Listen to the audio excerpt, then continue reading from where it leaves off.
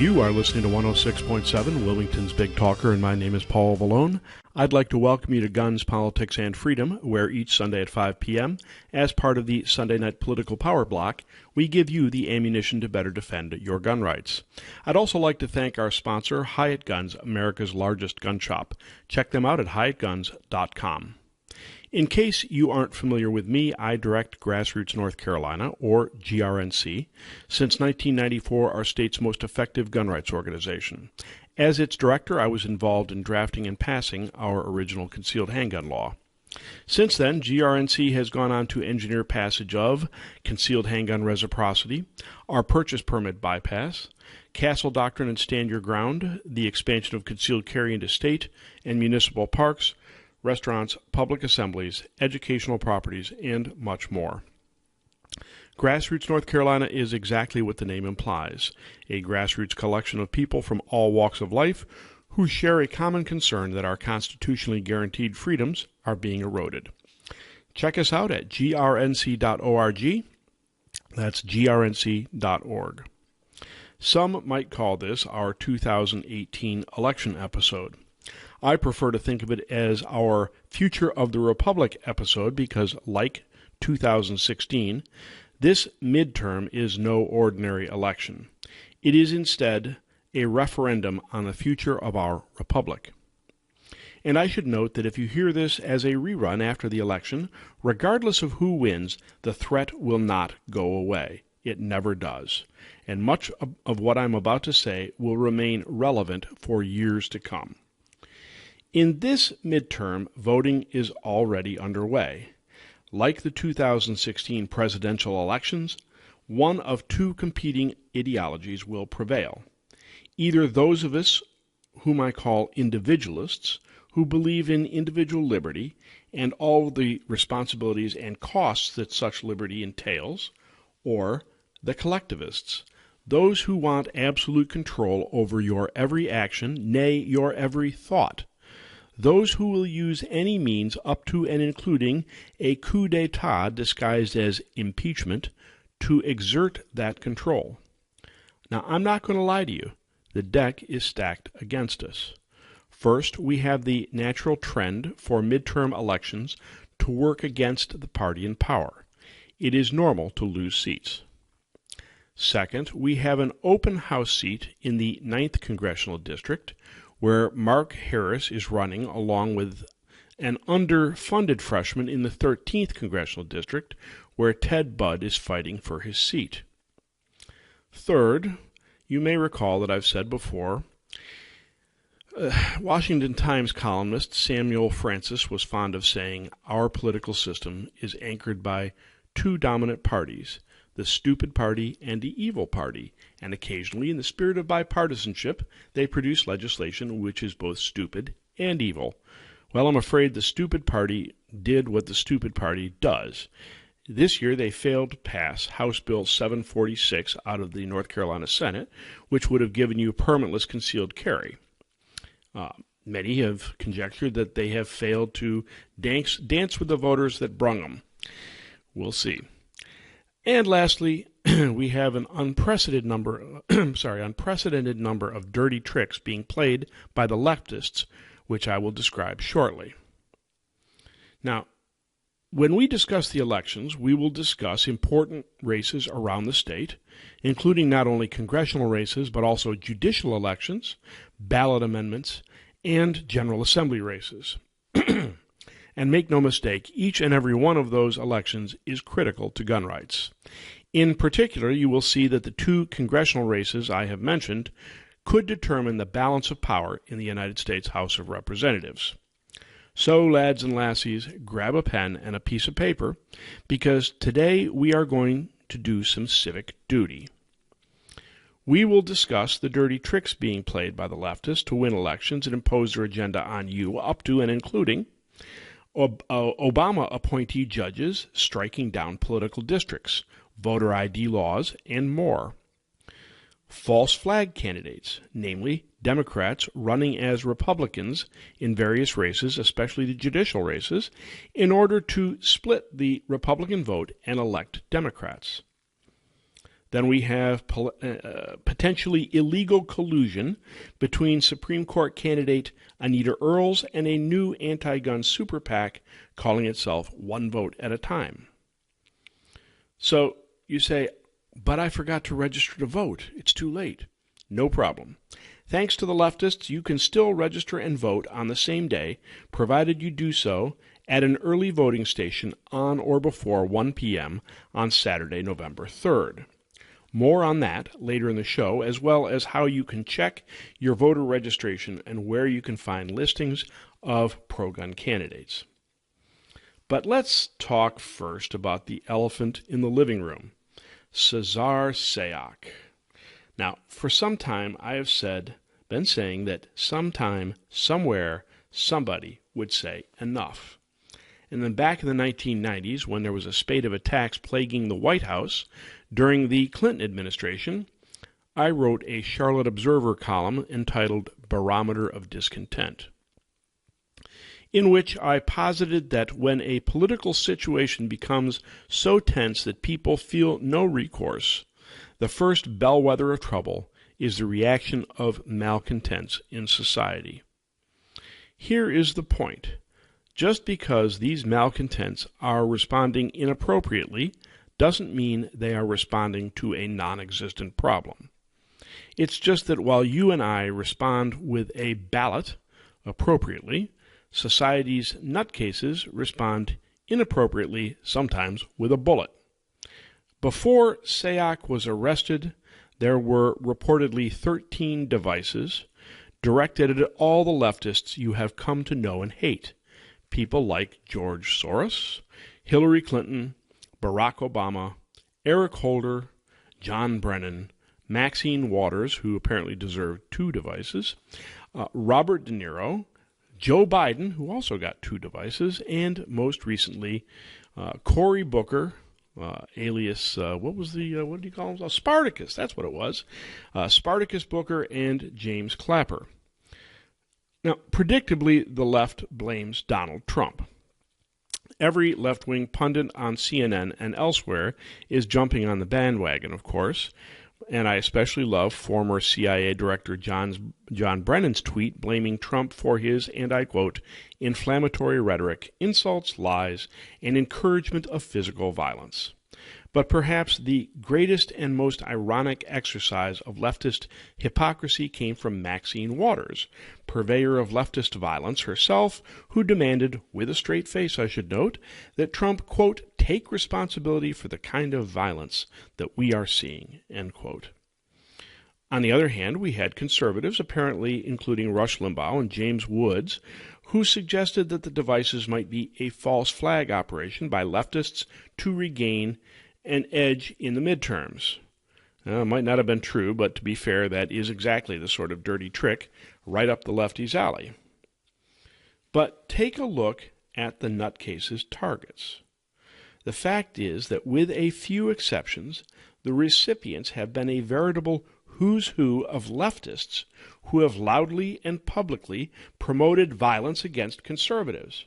From Maxine get-in-their-face Waters, to Eric kick-em-when-they're-down Holder, to Joe beat the hell out of Trump Biden, and Robert punch Trump in the face De Niro. Indeed, leftist misconduct has moved beyond public harassment into actual violence. The Daily Caller, for example, documented eight incidents of violence against Republicans just this year.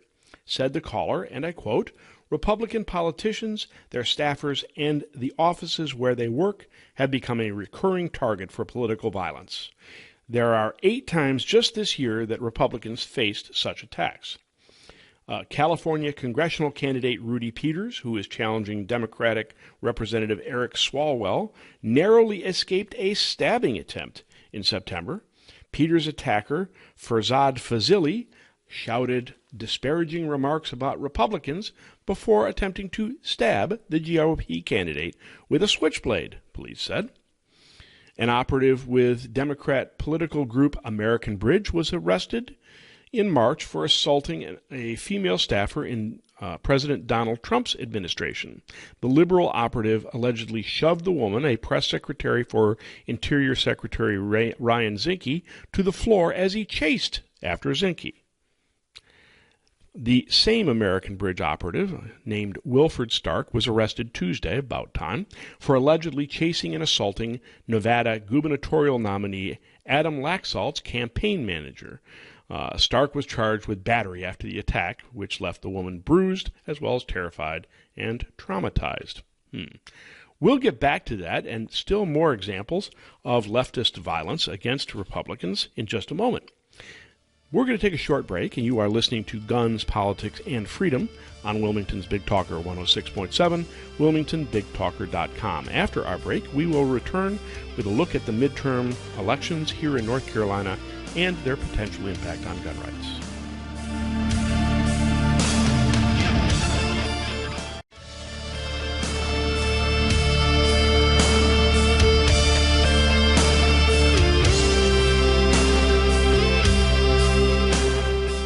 My name is Paul Vallone. You are listening to Guns, Politics, and Freedom today on Wilmington's Big Talker 106.7, WilmingtonBigTalker.com.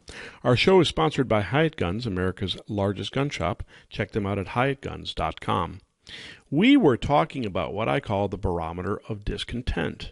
Namely, that when malcontents and nutcases like Cesar Sayoc, who sent all these devices, which were apparently duds, perhaps deliberately so, to all the leftists you come to know and hate, and specifically a who's who list of leftists who have threatened violence against conservatives. People like Maxine Waters and Eric Holder and a bunch of the other ones. So my point is that they are responding to precisely the same, I guess, problems that you and I are responding to, but we respond appropriately with a ballot, while they respond inappropriately with violence to counter the violence. And we were talking about some of the leftist violence, 8 incidents documented by Daily Caller just in the past year. And we were talking about a couple of instances, and there are more. For example, a Republican Party office in Laramie, Wyoming was set on fire just days after opening in September. Police said the fire appeared to have been intentional, although they have not yet arrested any suspects. Then we had vandals in July who threw a brick through the window of the Nebraska Republican Party's headquarters. Republican staffers found a spray-painted message beneath the broken window which said, "Abolish ICE." Then we had Minnesota State Representative Sarah Anderson, who said she was attacked on Sunday after calling out a man who was kicking over campaign yard signs. Quote, "I said, 'You can't do this.' And he said, 'Yes, I can. I'm an anarchist. I can do whatever I want.'" There you go. You too can do whatever you want if you're just an anarchist. And I said, "No, you can't. That's not your property," Anderson said, adding that the man chased her into the street and told her to kill herself. Very original. After Minnesota Republican State Representative Shane Meekland said he received a concussion on October 12th when he was assaulted by a man he believed was politically motivated. Quote, "While I had never met my assailant, the words he yelled at me before he attacked led me to believe that his actions were politically motivated," Meekland said in a statement Sunday, adding that the police are investigating. Vandals in New York smashed the windows of Metropolitan Republican Club on October 11th and left graffiti warnings. The perpetrators left behind anarchist graffiti and a warning, quote, "Our attack is merely the beginning." Then we had, the above listed physical attacks are in addition, of course, to the onslaught of harassment and death threats that Republican politicians and their staffers have received in the Trump era. 3 Republican senators were doxxed by House Democrat staffer during the September 27th confirmation hearing for Supreme Court Justice Brett Kavanaugh. Republican Texas Senator Ted Cruz and other prominent Republicans have been harassed and chased out of restaurants. And the piece goes on to describe lesser harassment and death threats against prominent conservatives. But that doesn't even include the shooting of Republican Majority Whip Steve Scalise by a Bernie Sanders supporter bent on mass killing. And by the way, we should note here that after the recent incidents, the Washington Post, the first thing they identified in the headline was that Cesar Sayoc was a Trump supporter. Yet, when you go back and look at the headlines after the Bernie Sanders supporter attacked Steve Scalise, that was nowhere mentioned in the headlines. And of course, then we had the attack on Senator Rand Paul by an unhinged lefty neighbor. In fact, leftist violence related to the election is taking place right here in North Carolina. A poll worker was attacked in Charlotte. He was threatened with attack in Charlotte. The poll worker, who is black, was threatened by apparent leftists brandishing what appeared to be a gun, now believed to be a BB gun, when he admitted to being a Republican. Interestingly, the leftists, who were white, referred to the black Republican by the N-word and as a black piece of you-know-what. Now, don't you find it ironic that the leftists, who are the greatest haters since perhaps Hitler, are prone to calling anything that you say hate speech? And of course, in 2016, the GOP headquarters in Raleigh got firebombed. Now, I'll talk more about this later, but when facing leftist violence, I strongly suggest you respond in kind. Okay, defend yourself when attacked. And in fact, I've told poll workers in my organization, people who are planning to go out and work the polls or are working for campaign staffs, that perhaps they should be taking a can of pepper spray with them. I guess the point is that if the leftists don't want nutcases sending them devices, which, by the way, appeared not to have been actually live, maybe they should stop threatening, harassing, and attacking conservatives. As I was told at an early age, what goes around comes around. Now,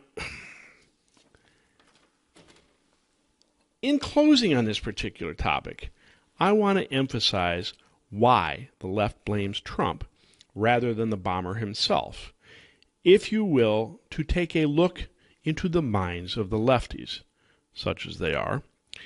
After Sandy Hook, I was invited by WXII in Winston-Salem to participate in what they called the Great Gun Debate, a 1-hour debate to be aired in full on TV. This, by the way, is still on the Grassroots North Carolina YouTube channel. We actually excerpted some of the leftists' comments because they so neatly depicted what we have said, what we have in store for us, if and when they gain absolute power. It turned out to be in front of a pre-stage audience of what I described as leftover hippies and limousine liberals, but that's a story for a different time. What I want to stress is the response of Gail Neely, then head of North Carolinians Against Gun Violence, the state's primary gun control organization. You see, one of the conservatives had pointed out that when it comes to crime, it isn't law-abiding gun owners who are the problem. Now, you would think that would be self-evident, but I want you to consider the verbatim response from Gail Neely, who bleated like a sheep, "They're law-abiding till they're not." Think about that. They're law-abiding until they're not. That means everyone who owns a gun is a ticking time bomb in her mind. And to fully appreciate the implications of that, you need to extrapolate a bit. If everyone is potentially violent with a gun, they must also be potentially violent with a knife, a car, or any other potentially deadly implement. If everyone is a ticking time bomb, we must all be protected from each other since nobody could possibly be trusted. And if everyone is a ticking time bomb, nobody is responsible for their actions. The inevitable result of such thinking is a police state in which nobody is responsible and everybody must be completely controlled at all times. That is your future under leftism and in general, and gun control in particular. And that is why the left compulsively blames Donald Trump for the actions of a nutcase. Now, on to the elections and the future of our republic. These midterms, unlike most midterms, are a continuing referendum on the republic's future, here in North Carolina as well as elsewhere. As I've described in previous segments of the show, our opponents are willing to pull out all the stops to win. Billionaire and anti-gun zealot Michael Bloomberg and his gun control AstroTurf organization calling itself Everytown for Gun Safety are reportedly spending $45 million to elect anti-gun Democrats. a Hollywood super PAC dedicated first and foremost to electing candidates who support gun control is spending money, potentially illegally, against your rights right here in North Carolina. The super PAC calls itself One Vote at a Time and is pushing a number of candidates here, particularly North Carolina Supreme Court candidate and avowed leftist Anita Earls, and equally anti-gun appeals court candidate Allegra Collins, as well as a number of General Assembly candidates. One Vote at a Time and its judicial candidates, Anita Earls and Allegra Collins, appear to have violated campaign finance laws and have been the subject of two ethics complaints filed against them, one by the North Carolina GOP and one by my organization, Grassroots North Carolina. Specifically, One Vote at a Time has been making candidate videos for some of the anti-gun candidates at no cost to the candidate. This can't be done by a super PAC since it is a coordinated activity with a campaign, which would be illegal. So, in a little scheme, they created yet another PAC, a state PAC, which can cooperate with candidates and can collude with them to create these videos. However, doing that requires that the donation of the video be reported as an in-kind contribution by both the candidate and those who gave them the service. Yet, $50,000 were spent on this video, and they have not reported it, nor has the Earls campaign reported it as a donation. Apparently, Anita Earls doesn't want you to know that she's taking services from anti-gun super PACs. Dark money, if you will. We're going to take a break on that note, and you are listening to Guns, Politics, and Freedom on Wilmington's Big Talker, 106.7, WilmingtonBigTalker.com. After the break, we will continue examining the dangers and implications of the midterm elections.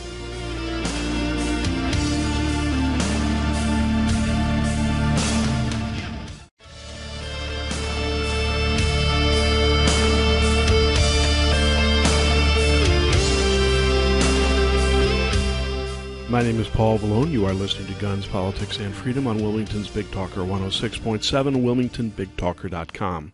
Our show is sponsored by Hyatt Gun Shop, America's largest gun shop. Check them out at HyattGuns.com. Now, before the break, we were discussing the dirty tricks as part of our Future of the Republic coverage, namely our election-related coverage for 2018. We were talking about some of the dirty tricks being played on you by the leftists, and specifically how Anita Earls and an anti-gun Hollywood super PAC calling itself One Vote at a Time, were potentially illegally colluding by taking donations of campaign videos from the super PAC, the dark money candidates, or dark money donations rather, to Anita Earls without bothering to report the fact that they were taking in-kind contributions. But that's just one of many. We have candidates being pushed by Barack Obama himself, including Wiley Nickel of Cary, who used to work for Obama, who received an endorsement from his former boss for an open state Senate seat, facing Paul Smith and Libertarian Brian Irving. Also making Obama's recommendation or his endorsement list for North Carolina is Terrence Everett of Wake Forest against incumbent Republican Chris Malone. Then we have Obama's candidate Julie Von Haffen of Apex, who is running against incumbent Republican and lead House Budget Director Nelson Dollar of Cary. Our PAC, the GRNC Political Victory Fund, recommended Nelson Dollar in that race. Then we had lawyer Sidney Batch running against for an open seat against Republican lawyer John Adcock. Obama also endorsed Rachel Hunt, former Governor Jim Hunt's daughter, in her race against incumbent Republican Bill Brawley of Mecklenburg County. In this race, we recommended voting for Brawley. Then we had Ron Wesson running against an open seat, or for an open seat in northeastern North Carolina's District 1 against incumbent Republican Ed Goodwin. In this race, of course, we recommended Goodwin. I believe he has a 100% pro-gun voting record. It should be noted that none of the Obama candidates answered GRNC's candidate survey. I'm shocked, I tell you. Meaning that they are concealing their position on guns and earning GRNC's lowest zero-star evaluation. Beyond the national political interests working against your gun rights in our very own state, we have left-wing activist judges who have struck down our political districts as being excessively gerrymandered, although there is absolutely nothing wrong with the control the party in power drawing districts to preserve its power. That has been a historically protected activity for decades, but generations, in fact. Ironically, and not incidentally, one of the lawyers involved in that suit, which resulted in defying the will of voters and throwing out our political districts, was drawn by the Republican legislators, was Anita Earls, who's now running for Supreme Court. The sort of good news here is that the judge who, at the last minute, invalidated our congressional districts also supported a motion made by Republicans to keep the existing districts for this election rather than potentially throwing control of the United States House of Representatives into doubt with delayed elections. Then we had the decision to throw out our voter ID law, leading Republicans to place it on the ballot as a ballot amendment, and of course the decision which will effectively allow Democrats to run false flag candidates disguising themselves as Republicans in order to split the Republican vote and elect Democrats. In particular, two races, the Supreme Court and one Court of Appeals race, include phony Republicans, which is why we will give you the true slate of conservatives for these essential races. I'll say it once now, grab a pen. The real Republicans running for North Carolina Supreme Court is Barbara Jackson. Running for North Carolina Court of Appeals, it's Andrew Heath, Jefferson Griffin, and Chuck Kitchen. Okay? Again, Barbara Jackson Supreme Court, and for Court of Appeals, Andrew Heath, Jefferson Griffin, and Chuck Kitchen.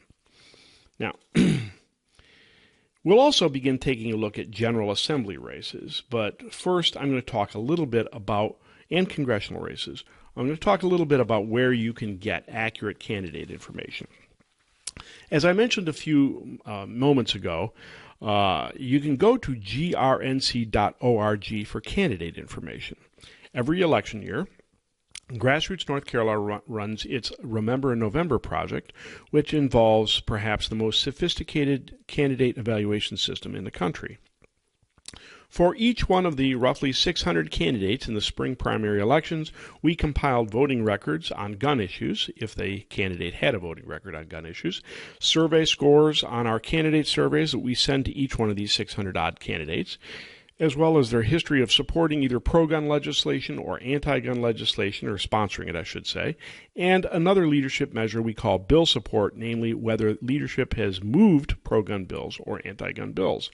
All of these measures get plugged into a database which estimates the percentage of time a given candidate can be expected to agree with a control group we call conservative gun owners.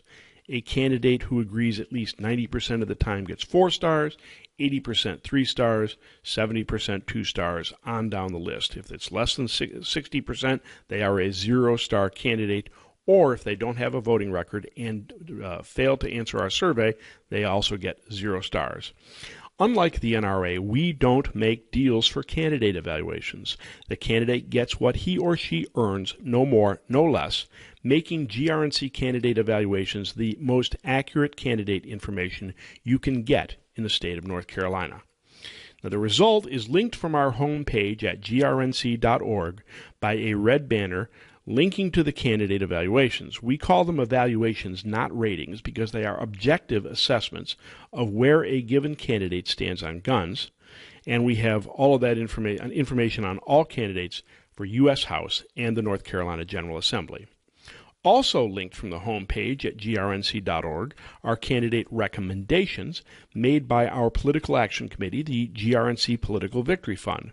You see, we are prohibited by law from using membership funds to impact elections, so we raise money separately for the PAC and use that to throw the bums out. Unlike GRNC's candidate evaluations, GRNC Political Victory Fund recommendations are subjective assessments that we make on how you can most effectively vote to defend your rights. We don't make them for all races, only races where we feel there is a clear difference between candidates and where we feel you can make a difference. It is here that we do judicial races because, frankly, it is nearly impossible to objectively assess where a judicial candidate will stand once elected. Judges, you see, rarely answer candidate surveys for fear that if the issue comes before their court on which they have expressed an opinion, they might be forced to recuse themselves.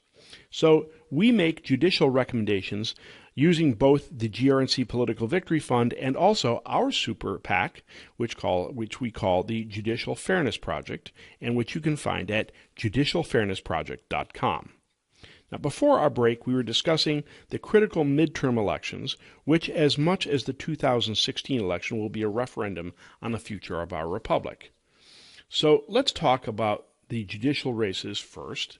Maybe you don't normally vote for judges because, after all, until now, they have not identified their party affiliation, and therefore it was difficult to assess where they stood on the political spectrum. Well, thanks to the Republican legislature, these judges are now listed by party affiliation. That's the good news. The bad news is that thanks to exploitation of a loophole in that law, and thanks to a leftist court decision, Democrats are running as Republicans. Suffice to say that for the North Carolina Supreme Court, as I said before, pro-gun voters should vote for Barbara Jackson. That's Barbara Jackson for Supreme Court, and again for Court of Appeals, Andrew Heath, Jefferson Griffin, and Chuck Kitchen. Now, let's take a quick look at the ballot amendments. There are 6, and you can vote for all of them if you so choose. Our Political Action Committee, the GRNC Political Victory Fund, recommends you vote for all of the following, namely the Right to Hunt and Fish Amendment, which reinforces your right to hunting and fishing, the Marsy's Law Amendment, which expands the rights of crime victims, the Income Tax Amendment, which lowers the maximum tax rate from 10% to 7%, the Voter ID Amendment, very important. This requires a voter ID to vote in person, and the Legislative Appointments to Elections Board and Commissions Amendment, which replaces Governor Cooper, anti-gun Governor Cooper's ability to appoint Elections Board members, and finally, the Judicial Selection for Midterm Vacancies Amendment, which creates a process involving a commission by the legislator and governor to appoint vacant state judicial seats, again taking that directly from the governor. Now, to be fair, some gun rights activists have opposed Marsy's Law, saying it could undermine the ability of someone who used a gun in self-defense to defend their actions in court. Personally, I think that's a bit of a stretch, but rather than spending a lot of time on it here, I will encourage you to go online and decide for yourself. Before we finish our election coverage, we're going to take a short break.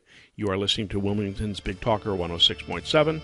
After the break, we will return with more ammunition to better defend your gun rights.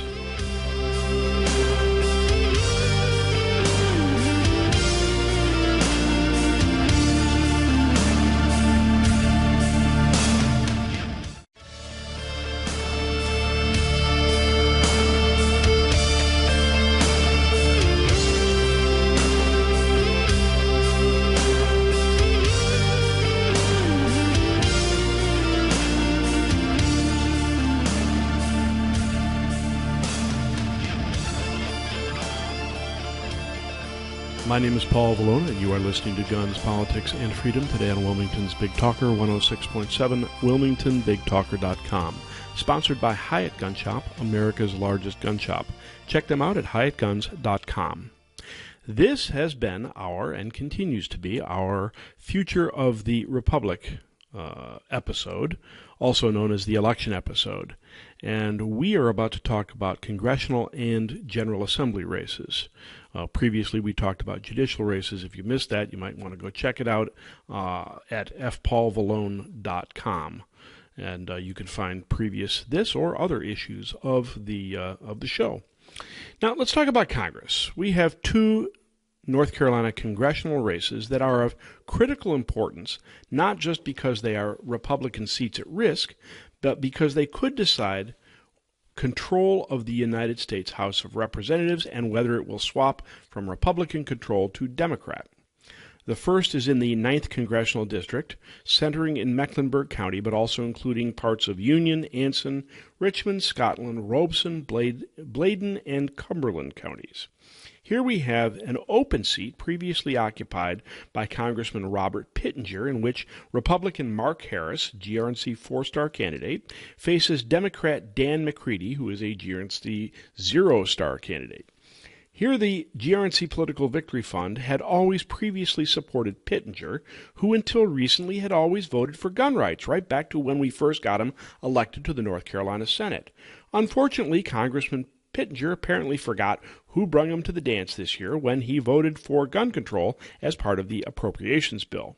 Now, while some might call that a mixed measure, we should note that plenty of Republicans in North Carolina's congressional delegation managed to vote correctly and vote against the bill. In the 2016 primary election, the GRNC Political Victory Fund supported Pittenger over Harris. Same two people vying for the seat. But when we supported Pittenger, dropping 20,000 plus automated calls into Pittenger's district, we caused Pittenger to win by only 134 votes. But in the 2018 primary election, it was a different story, with Pittenger voting against us and Harris scoring 99% on GRNC's candidate survey and promising to sponsor pro-gun legislation. GRNC Political Victory Fund switched support and dropped 20,000 robocalls into the district for Harris. The result? This time, Harris won by only 828 votes, well within the margin of difference made by the GRNC Political Victory Fund effort. But now that we have a truly pro-gun candidate in Harris, we have to defend him against a national onslaught and an anti-gun Democrat. Depending on the polls cited, it appears that Harris and McCready are pretty much neck and neck, so make sure you vote gun rights in this race and support Mark Harris, and tell all your friends and acquaintances to vote, and family members to vote Mark Harris as well. Similarly, incumbent freshman Ted Budd is under attack in the 13th Congressional District. The 13th District includes Davidson and Davie counties and portions of Guilford, Iredell, and Rowan counties, and leans slightly, but only slightly, Republican. Being a freshman and lagging slightly in fundraising, as well as being a gun shop owner who voted pro-gun on that same appropriations bill that Pittenger blew, frankly, Budd is perceived by the left as potentially weak and a potential pickup for them. Opponent Kathy Manning, as typical with anti-gun Democrats, refused to answer GRNC's candidate survey, earning our lowest zero-star evaluation. GRNC Political Victory Fund strongly recommends you vote Ted Budd for Congress. Now let's talk about General Assembly races. Understand that we have a viciously anti-gun governor, Roy Cooper, who previously served as chairman of the North Carolina Senate Judiciary Committee, where he routinely killed pro-gun legislation by denying committee hearings. He continued his attacks on gun rights and conservatives in general as Attorney General, and now is doing so as governor.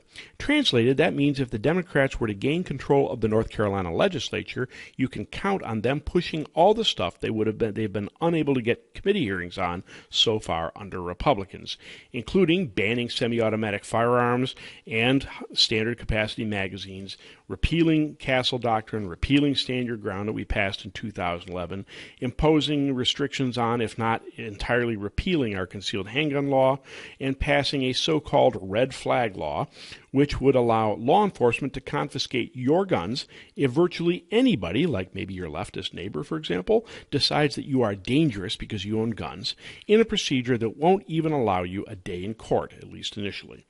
Under the Republican legislature, we have passed 3 omnibus bills which dramatically expanded gun rights in North Carolina.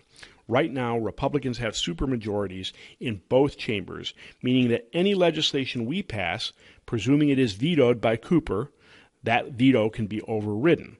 But if Republicans lose their supermajorities, even if they retain control of both chambers, we will be dead in the water on expanding our gun rights because we will be incapable of overriding Cooper's veto.